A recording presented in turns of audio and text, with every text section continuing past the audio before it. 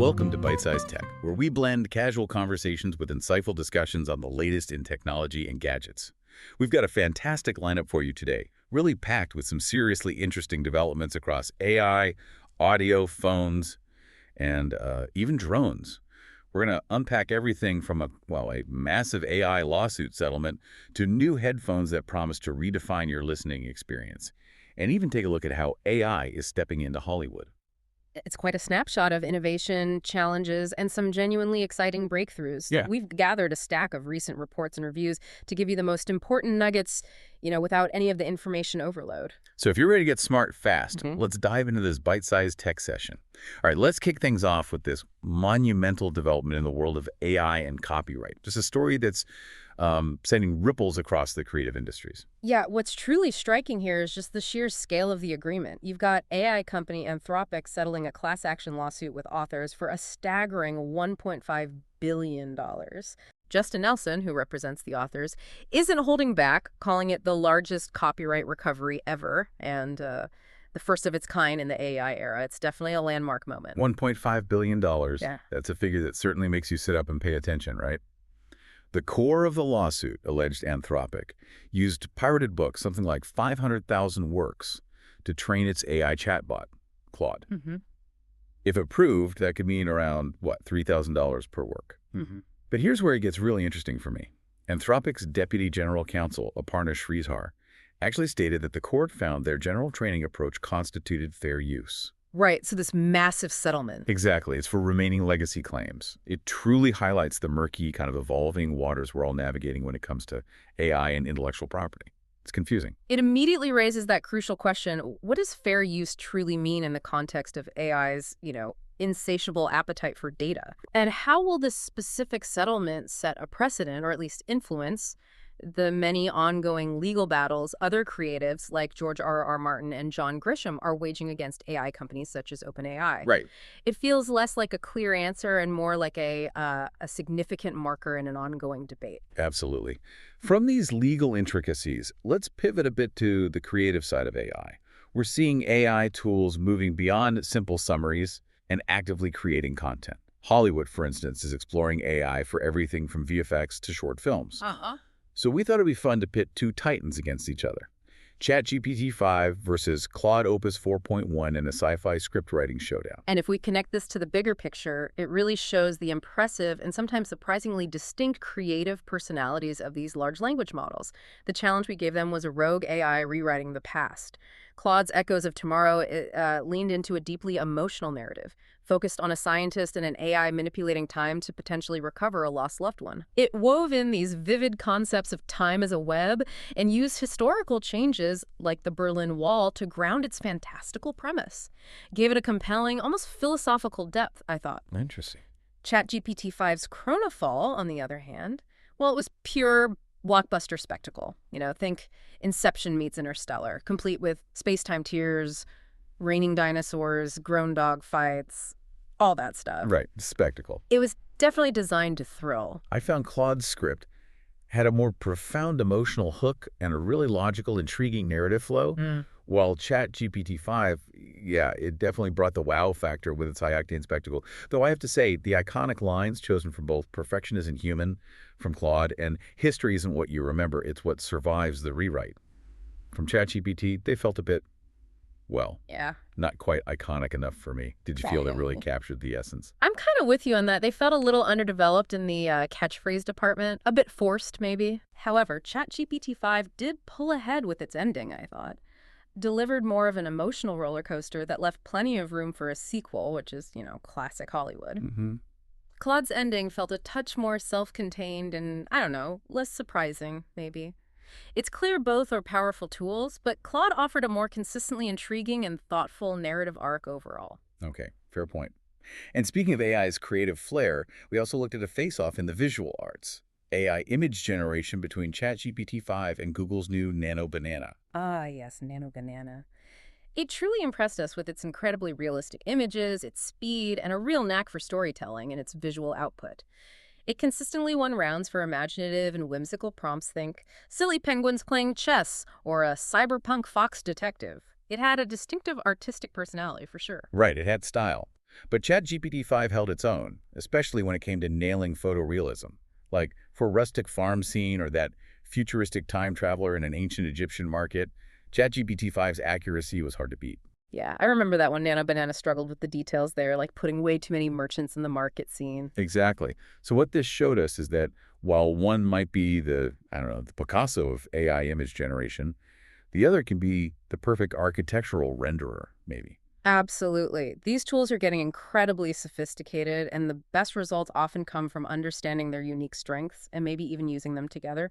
It's all about pushing the boundaries of what's possible in digital creation, whether it's for film, art, or even marketing. Right. And before we move from the deeply creative to the super practical, just a quick mention of a new gadget leveraging AI for everyday utility. The Soundcore Work AI voice recorder. Oh, yeah, the little coin-shaped thing. That's the one. Yeah. It clips on, aims to be an affordable transcription tool with, get this, 97% claimed accuracy in over 100 languages. Powered by GPT 4.1, with GPT-5 coming soon, apparently. Wow. And it even has a magnetic charging case for MagSafe Key 2 devices. Yeah. Pretty neat example of AI making a tangible difference in how we capture conversations or notes on the go. Definitely practical. Okay, switching gears now from the digital realm to some tangible tech you can actually get your hands on. First up, an exciting development in personal audio. Bose's new Quiet Comfort Ultra headphones. Yeah, these are the second generation. They're designed to build on what many people already consider the gold standard for noise-canceling headphones. They're hitting shelves October 2nd for $449. $449. Okay. And what's interesting about that price point is it's actually the same as the first gen after that tariff-related price bump, right? They originally launched lower. Exactly. They started at $379. So it feels like they're offering more value now at that kind of established price. Right. So for someone like me, constantly trying to ignore the train on my commute, that more precise adaptive noise cancellation sounds like a dream. But beyond just improved noise canceling and some new colors like driftwood sand and midnight violet, what truly makes these a standout upgrade? Well, a couple big things. The battery life is significantly extended now up to 30 hours with active noise cancellation, or ANC. 30 hours, wow. Or a whopping 45 hours without ANC. Okay. That's a huge jump. But here's where it gets really compelling for you, the listener, especially if you care about sound quality. They've added USB-C audio support for lossless audio. Ah, finally. Big deal for audiophiles. Huge deal. And there's a new cinema mode. Now, this isn't just marketing fluff. It intelligently expands the soundstage and keeps dialogue crystal clear, specifically optimizing the listening experience for movies and TV. Interesting. It's a smart move, kind of bridging a gap many listeners didn't even realize existed until now. Makes them perfect for your binge-watching sessions or, yes, even listening to your favorite podcasts. That cinema mode sounds like a potential game changer for streaming at home. Maybe it's time to consider an upgrade for those trusty old headphones. Okay, moving to your wrist now. We checked out the new Amazfit T-Rex 3 Pro smartwatch, which is making a splash at the recent IFA show. Oh, yeah. This is a seriously rugged and feature-packed wearable. It offers over 180 activity modes, including some pretty fun ones like hula hooping and chess. Chess. But what truly stands out here are the premium materials. Sapphire glass for the screen and grade 5 titanium alloy for the buttons and bezel. Makes it incredibly durable, ready for pretty much anything you throw at it. And get this, it even has a built-in LED flashlight with white and red light options, just like the Garmin Instinct 3. Super handy for, navigating a dark hotel room or trying to find your keys under the car seat in the dark. Totally. Plus, the battery life is just a beast. 27 days in normal smartwatch mode. 27 days. And up to 38 hours with max GPS running. That absolutely blows the Apple Watch Ultra 2's, 12 hours out of the water? No comparison. Yeah, it definitely pushes Amazfit firmly into that ultra-premium smartwatch space. Even with its $399 price tag, it's a really robust and compelling option for adventurers or even casual users who just value durability and extreme battery endurance. Okay, now on to smartphones. We've got a couple big ones. The Google Pixel 10 and the rumored iPhone 17 Air. Let's start with the Google Pixel 10. One review called it perfectly fine at $799. What are the key upgrades that make it stand out? Well, the Pixel 10 brings some pretty significant upgrades, actually, like Q2 wireless charging with built-in magnets. Finally. Yeah, a feature many Android users have been keenly awaiting. Gives you that MagSafe-like convenience without the Apple lock-in. Plus, a dedicated telephoto lens is a first for a non-pro Pixel, which expands its photo capabilities. Okay. And the AI features, particularly Magic Q for fetching helpful info in apps, are really starting to show Google's vision. But there's always a but, right? Well, yeah. If we connect this to the bigger picture, while Google's new Tensor G5 chip is running cooler and handling heavier workloads, which is great, Uh-huh. the cameras on this non-pro version, particularly the main and ultra-wide, they seem to be a step down from previous models, essentially using the mid-range Pixel 9a's hardware. Oh, okay. So if you're a photography enthusiast looking for the absolute best low light or moving subject performance. You might notice a difference, yeah. It's a trade-off. So it's a strategic trade-off then. You get the new telephoto lens and maybe a lower price point, but a slight compromise on the main camera sensor. Still, that Key 2 with magnets, that's a huge win for an Android device. Yeah. Makes it a truly compelling alternative to the iOS ecosystem for people looking for that specific functionality. Agreed. And speaking of Apple, the iPhone 17 launch event is just days away, September 9th. Lots of buzz, especially around the rumored iPhone 17 Air. Now, this raises an interesting point about market forces. Our sources mention how U.S. tariffs on semiconductor imports, from the previous administration, could influence pricing. Right. We're looking at this purely from a tech consumer perspective here, just observing the potential economic ripple effects on gadgets we buy. Yeah, not taking sides, just noting the context. Exactly. It's a real challenge for companies to balance production costs, market prices, and consumer expectations amidst those kinds of policies. Apparently, Apple CEO Tim Cook reportedly secured some exemptions after making big U.S. manufacturing investment. But other companies like Nintendo and Sony have already raised prices, citing similar things. So the rumors suggest the main iPhone 17, 17 Plus, and 17 Pro Max might stay at their iPhone 16 lineup prices. Okay. But this new ultra-thin iPhone 17 Air that could come in around $899, $949. Some are even speculating $1,099 for the 256 GB model. Wow. So what's the general feeling around this rumored iPhone 17 Air? Is the market excited about an ultra-thin iPhone at that potential price? Well, what's truly fascinating here is the skepticism. It's tipped to be the thinnest iPhone ever at 5.5 millimeter, right? Yeah. But reviewers are already asking, who is this actually for? Concerns are mounting over potential fragility, the fact it might only have a single 48MP rear camera, no ultra-wide, Ooh, okay. and big battery life worries with a supposedly small 2800, 2900 milliamp battery. Even with advances like adaptive power in iOS 26 and these new silicon anode batteries they're talking about, it needs to prove itself against, say, the iPhone 16 Plus's 16.5 hours of endurance. The market seems to be saying thin isn't always in, if it means compromising on core stuff like cameras and battery. So, Apple needs a serious wow factor here, and a strong justification to convince us that thin isn't just aesthetically pleasing, but also practical and durable enough to warrant that kind of potential premium price. Big ask. Definitely. Okay, for TV enthusiasts, there's a new buzzword you'll probably be hearing a lot about soon, Dolby Vision 2. Yeah, Dolby, the AV tech giant, they have a follow-up to their popular HDR format.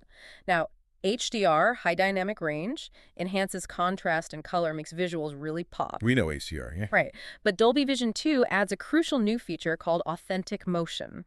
This allows filmmakers to embed metadata, basically, digital instructions to dynamically adjust motion handling on your TV. How's that different from motion smoothing? Well, this could be a game changer, especially for those of us, probably most of us, who typically disable motion smoothing because it often looks unnatural, that soap opera effect. This aims to be filmmaker-intended motion. Okay, I see. Interesting. And then there's content intelligence, which aims to optimize your TV's picture based on what you're watching and, crucially, your ambient lighting conditions. Tackling the Dolby Vision is too dark problem. Exactly. It's designed to tackle that common complaint, especially in brighter rooms. Plus, there's a higher tier, Dolby Vision 2 Max, for the very best TVs, promising even greater fidelity. Gotcha. So when can we expect this? Right now, only a couple of new Hisense TVs are confirmed to support it, but expect more details and broader adoption probably emerging around CES 2026. Like any new format, content will need to catch up. Sure. But the promise is an even more immersive and, critically, a more accurate viewing experience that better reflects what the filmmaker actually wanted you to see. Sounds promising.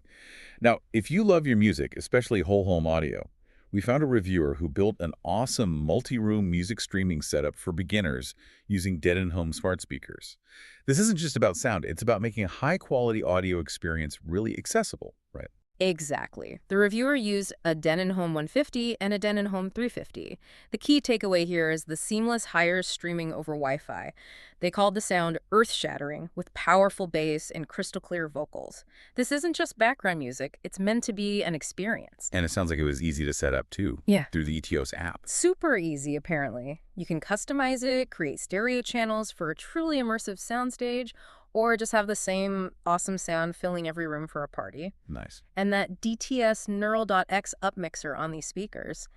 It isn't just for fancy home theaters. It intelligently processes stereo audio to create a more spatial, three-dimensional sound field. Makes your existing music library feel more like a live performance no matter where you are in the room. He said the bass even made his coffee table shake. Yeah, apparently so. Powerful stuff. Okay, finally, let's talk about flying high with drones. We took a look at Reddit's top recommendations for beginner drones and cross-referenced that with what our drone testing expert thought. Yeah, and the Reddit community consistently prioritizes value and ease of use, which our expert largely agrees with. This isn't just about being cheap. It really highlights a maturing market where the barrier to entry is dropping. It's fostering a whole new generation of drone enthusiasts. Right, it's not just for hardcore hobbyists anymore. Exactly. It suggests manufacturers are successfully moving beyond that niche to a broader consumer base looking for practical fun. So the DJI Neo at $199 came up as a fantastic budget pick. Focuses on fun, includes propeller guards for safety. Good for beginners. And you can even fly it with just your smartphone. Then there's the DJI Flip at $439, considered probably the best all-around for beginners, offers a great balance of features, 4K 60 FPS video, a solid 31-minute flight time, and front-facing obstacle avoidance for added peace of mind. That sounds like a sweet spot.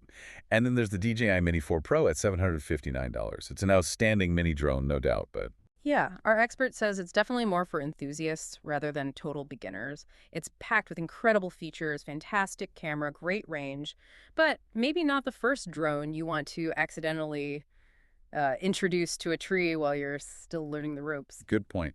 It might be a bit heartbreaking at that price. Exactly. The smart advice seems to be start with something more affordable, see if you truly love the hobby, get comfortable, and then upgrade as your skills and interests grow. It's all about making informed choices without feeling overwhelmed by all the options out there. Makes sense.